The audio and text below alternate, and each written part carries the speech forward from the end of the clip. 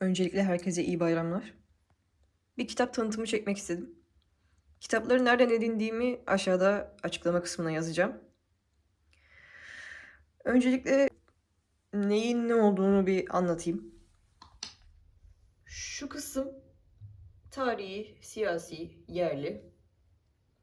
Bu uzun tomar yerli roman ve hikaye. Şu 3 tomar yabancı roman ve hikaye. Şu kenardaki tomarda karışık yabancı bilgi, kişisel gelişim. Evet, öncelikle buradan başlıyorum. İstanbul hükümetleri ve milli mücadele, Türkiye'de geri kalmışlığın tarihi gibi birkaç tarihi kitap. Uğur Dündar, İsmail Cem, Menderes'le alakalı bir kitap. Uluslararası ilişkiler, dışa açık büyüme, Türkiye. Ve birkaç tane Uğur Mumcu. Arada da bir Bektaşi ile ilgili alakalı kitap var.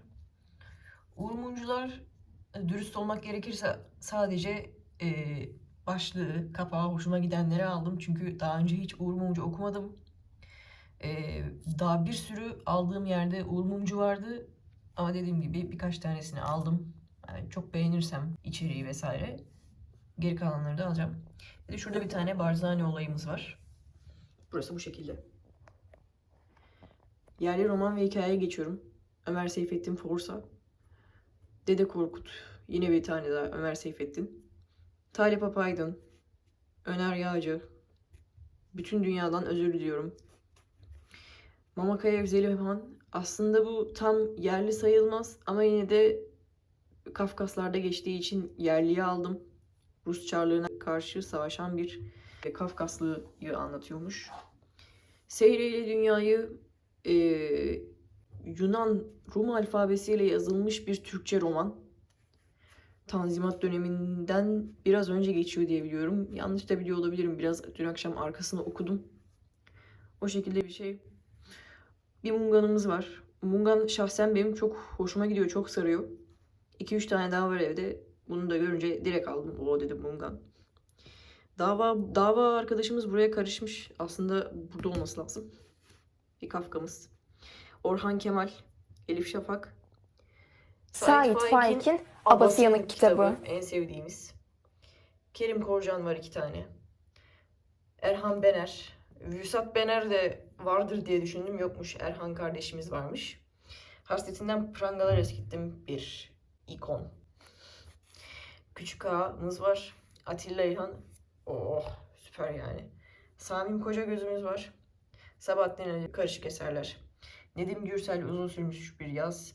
Bizim köy Mahmut Makal. Ya, eşit ağırlık veya sözel okuyan varsa zaten edebiyat dersinden bu kitapların çoğuna aşinadır. Ben de o kütüphanede hep görüyordum bu kitapları. O diyordum ne kadar güzel. Bütün gördüklerim var. Ve şimdi alma fırsatım oldu. Açıklamada bahsedeceğim. Murtaza Orhan Kemal. Yine bir Elif Şafak. Baba ve Piç. Sabahattin Ali. Kaan Ses. Tarlabaşı Salkım Saçak. Abbas Sayar. İnce Mehmet. Bir tane birinci kitap vardı. Onu aldım. Reşat Nuri Güntekin Yaprak Dökümü. Ve bir tane de Aziz Nesin Sizin Memlekette Eşek Yok Mu? Biraz solmuş. Yerli roman ve hikayemiz bu şekilde. Şimdi yabancıya geçiyorum. Kırmızı ve Siyah. Var olmanın dayanılmaz hafifliği. Bu da yeni bir kitaptı. Orada buldum. Umut aranıyor. Burada Nemce mi? Necma diye bir Cezayir edebiyatı. Steinbeck, Albert Camus. Yabancı. Bunun Sisyphus Söylenini okumuştum Camus'un. Yabancıyı da alacaktım. Burada bulunca direkt kaptım tabi. Ondan sonra 3 tane 2. Dünya Savaşı Almanya'sını anlatan, orduyu anlatan kitap, savaş kitabı, savaş romanı. Yüzbaşının Kızı, Pushkin, Goryo Baba. Ondan sonra bir tane Çin edebiyatı sanırım, Lusin, Çığlık. Yine bir iki Emine Zola'mız var, Germinal Meyhane. Moby Dick, Balina kitabı, balinalı bir klasik diyebiliyorum. Onu da görünce aldım. Henrik Böll, 100 Yıllık Yalnızlık ve Madame Bovary'miz var. Flowerbird. Buraya geçiyorum. Savaş ve Barış serisi var. Şu araya karışmış 4 kitaptan oluşuyor. Bu eski yayın evinin şöyle bir güzelliği var. Çok kalın kitapları küçük küçük ciltlere bölüp yayınlamışlar. Bence güzel bir şey. Yeni yayınlarda atıyorum bütün kitabı tek şeyde veriyor. Bu kadar kalınlıkta veriyor. Yani siz o takozu çantanızda, yanınızda taşımak zorunda kalıyorsunuz. Yani bu da pratik olmuş bence. Dostoyevski Kumarbaz. Şurada bir tane de insancıkları var Dostoy abimizin. Hemingway Çanlar Kimin için çalıyor. Zerdüşt böyle değerdi. Nietzsche. Ondan sonra anamız var. Anne Karenina 1, Anne Karenina 2'miz var. Şu dünya klasiği kitabı söyler misiniz? Anna Karenina 1, Anna Karenina 2, Anna Karenina 3. Ve bir de Karamazov kardeşlerimiz var. Buraya geçtim. Gogol, Ölü Canlar. Gogol'umuz. Ondan sonra bir tane daha Dostoy abimiz. Budala. İdiot.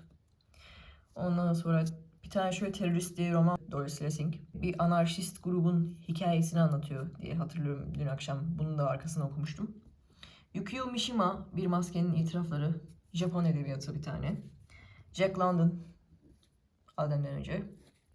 Montaigne'in denemelerini buldum. Vadideki Zambak Balzac. Martı'yı buldum. Martı Jonathan. Ondan sonra bir tane daha Gorkin var. Üçler. Şurada anası vardı. Burada üçleri var. Ondan sonra Nikos Kazantzakis. Günah Son Çağrı. Bunun zorbasını okumuştum. Çok beğenmiştim. Bunu da görünce direkt aldım. Ondan sonra bir tane de Sartre'miz var. Camus Sartre zaten biliyorsunuz. Kankilettolar. Ondan sonra bir tane de şöyle Çakal diye bir polisiye ajan var kitap. Buraya geçtim.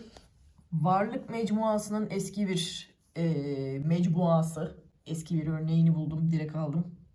Ondan sonra 3 tane kişisel gelişim kitabı. İşte söz söyleme, ıvır kıvır. CIA Mafya, George Bush diye bir gazetecinin ortaya attığı skandal. Onu anlatıyor. İsrail-Filistin kitabı, cinsellik, faşizm ve bir tane de bu da İstanbul'la alakalı bir kitaptı yanlış hatırlamazsam. Evet, İstanbul entrikaları. İkinci Dünya Savaşı'nın döneminde İstanbul'da casusluk faaliyetlerini anlatan bir kitap. Bu şekilde arkadaşlar. Tabii YKS'ye hazırlandığım için vakit bulamıyorum. Bunların hepsini YKS'den sonra okuyacağım. Okudukça da geri vereceğim. Bunlar maalesef kalıcı değil. Ama olsun, bunları okumak bile şans. Ve bu şansımı sizlerle paylaşmak istedim. Öyle.